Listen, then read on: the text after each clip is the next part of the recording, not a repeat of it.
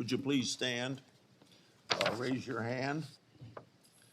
Do you swear or affirm that the testimony you're about to give to the committee will be the truth, the whole truth, and nothing but the truth, so help you God?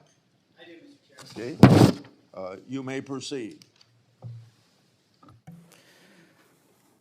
Chairman Grassley, Ranking Member Durbin, and members of the Judiciary Committee, thank you for the opportunity to appear today.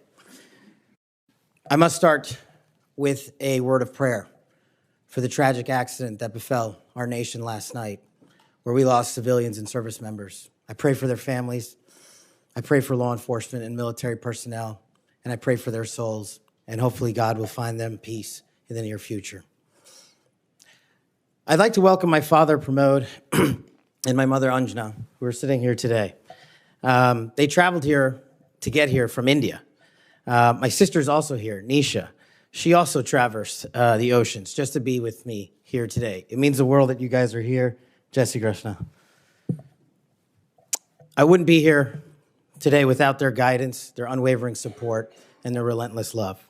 When President Trump informed me of his intention to nominate me as the director of the FBI, I was deeply honored. Sitting here today, I carry not only the dreams of my parents, but also the hopes of millions of Americans who stand for justice, fairness, and the rule of law. My commitment to these principles is deeply rooted in my family's history, which has profoundly shaped my worldview. My father fled Idi Amin's genocidal dictatorship in Uganda, where 300,000 men, women, and children were killed based on their ethnicity, just because they happen to look like me. My mother is originally from Tanzania. She studied in India, as did my dad, and they were married there. They would later emigrate to New York, as the senator pointed out, where I was born, and we were raised in a household of my father's 7 siblings, their spouses, and at least half a dozen children. That's the only way we knew how to do things at the time, in the 70s and 80s, the Indian way. But we would soon learn the American way. These values have shaped and been the driving force of my career in 16 years of government service. Protecting the rights of the Constitution is of the utmost importance to me and has been every single time I've taken that oath of office. The recent terrorist attacks in New Orleans tragically claimed the lives of 14 innocent Americans and serve as a stark reminder that our national security is at threat, both internally and externally.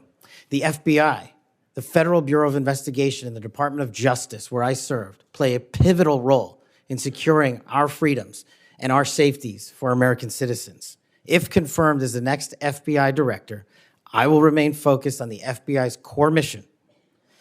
That is to investigate fully wherever there is a constitutional factual basis to do so, and to never make a prosecutorial decision that is solely the providence of the Department of Justice and the Attorney General.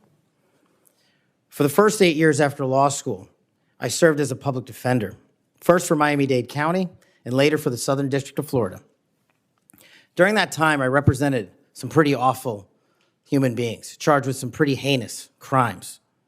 But what I learned there was the core value that has been enshrined in me since, that due process must be provided without bias to all Americans. And if we cannot provide due process to the worst, then there can be no due process for anyone, and our constitutional republic fails.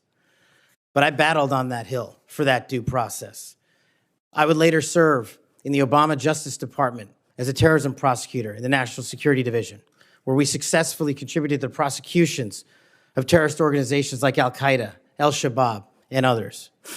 I was honored to receive the 2017 Assistant Attorney General's Award from Loretta Lynch for my work in helping the Ugandans bring members of Al-Shabaab to justice for murdering 74 innocent people, including an American.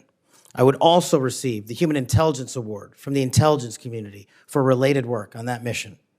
My experiences at the National Security Division and would later be followed by my experiences on the National Security Council as Senior Director for Counterterrorism, and later as the Deputy Director of National Intelligence, responsible for the production, creation, and promulgation of the Presidential Daily Briefing, our nation's most sensitive classified information and secrets to protect our country.